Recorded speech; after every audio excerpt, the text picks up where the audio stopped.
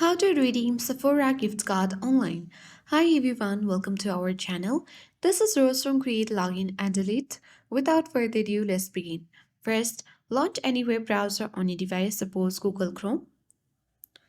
Open a new tab on your Chrome browser and tap on the search bar.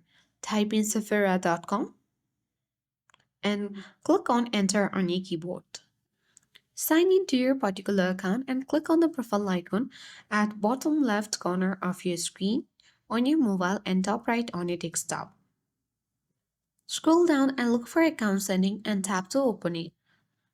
Scroll down and look for the option of payments and credit and tap to open it. Now simply choose gift card. Enter your gift card number and PIN to view the balance, and you need to add your desired product to the cart. You can easily click on the cart icon, then proceed to checkout. Then enter your shipping address and choose the payment method, and you need to select add gift card and enter the gift card number and PIN and apply the balance.